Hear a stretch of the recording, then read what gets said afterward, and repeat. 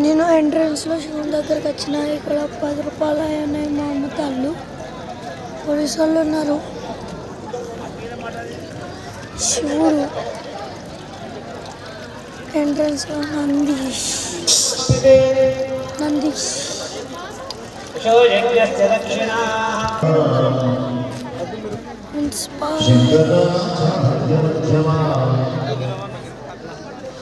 ఇప్పుడు ఈ శివుడు వెనకాలే గణపతి ఉంటాడు. చూపిస్తాను.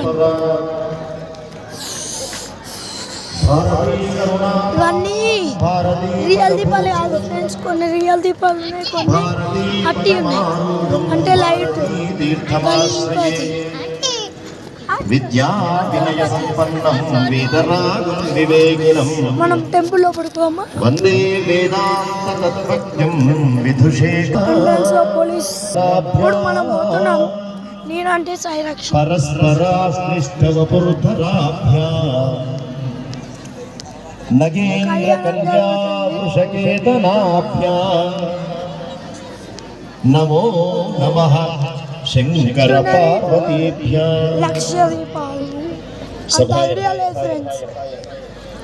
పరమ పవిత్రమైన కృత్తికా మాసం మంత్రపురి దివ్య క్షేత్రం దీపోత్సవ కార్యక్రమానికి అతీతమైపోయింది. నేను ఒక పావుగంట మాట్లాడి కార్యక్రమాన్ని మనం ప్రారంభించుకుందాం. వేదిక పైన కళ్యాణ మహోత్సవం జరుగుతున్నది. శివపార్వతుల కళ్యాణం. ఈ కళ్యాణం పెళ్లిళ్ళు సాధారణంగా జరుగుతూ ఉంటాయి. దాని గురించి గొప్పగా చెప్పుకునే అవకాశం ఉండదు. కానీ ఈ పెళ్లి ఒక చరిత్ర. ఎందుకంటే అమ్మాయి ప్రేమించింది, కానీ అమ్మాయి యొక్క తల్లిదండ్రులైనటువంటి హిమవంతుడికి మేనకాదేవికి ఇష్టం లేదు. అమ్మాయి ఇష్టపడ్డది, కానీ అత్తామామకి ఇష్టం లేదు. కారణం ఏమిటి అన్నారు. పెళ్లి చేసేటువంటి తల్లిదండ్రుల యొక్క ఆలోచన విధానం వేరే ఉంటుంది. నాకు కాబోయేటువంటి భర్త అందగాడా కాడా, ఇంతకు మించి వేరే ఆలోచన ఉండదు అమ్మాయికి. పక్కన కూర్చుంటే, పక్కన నిలబడితే ఫోటో సరిగా వస్తుందా, చక్కగా ఆలోచన ఉంటుంది. మాతా విత్తం. ఇక అమ్మాయి యొక్క తల్లి, అమ్మా దయచేసి ఎవరు కూడా మధ్యలో దీపాలు వెలిగించొద్దు. ఆయన చెప్పండి, మీకు వివరించడం ఎందుకు వెలిగిస్తున్నాము, ఎందుకు చేసుకోవాలని చెప్తారు. ఒక 5-10 నిమిషాలు ఓపిక పట్టండి. దయచేసి ఎవరు కూడా మీకు చెప్పండి. గురుగారు శివుడు పార్వతీపతయే హర హర మహాదేవ హర. మాతా విత్తం.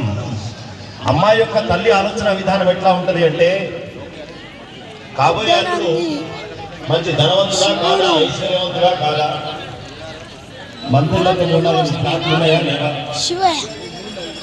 ఎందుకంటే అమ్మాయి సుఖపడాలా, అత్తగారింటికి పోతే అని పాపం అమ్మాయి తల్లి ఆలోచన అట్లా ఉంటుందట. పితాశ్రుతం.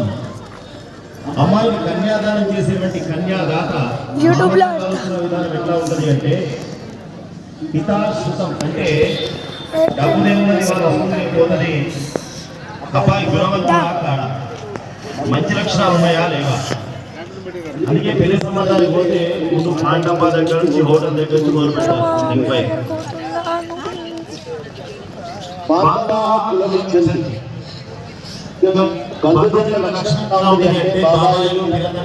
ఆలోచన విధానం ఎట్లా ఉంటుందంటే, వీళ్ళ బాబాయ్ ఎవరా, వీళ్ళ తాత ఎవరు. అందుకే చూడండి, పెళ్లిలో కూడా గోత్ర ప్రవరలు చెప్తూ ఉంటారు. ఫలానాయన మునుమనవడు, ఫలానాయన మనవడు, ఫలానాయన కొడుకు. ఎందుకండి ఇప్పుడు లేనే లేదు కదా, వాళ్ళ గురించి ఎందుకండి చెప్పడం అని. అంటే పెద్దలో మాట చెప్పినారు, తాత ముషీరాబాద్ జైలు అండి, తండ్రి మొన్ననే సికింద్రాబాద్ జైలు నుంచి వచ్చినారు, అబ్బాయి మాత్రం సూపర్ సార్ అన్నారు.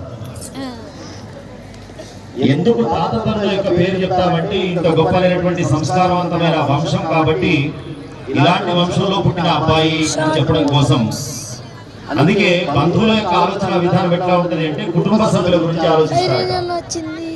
ఎందుకు ఈ మాట చెప్తున్నామంటే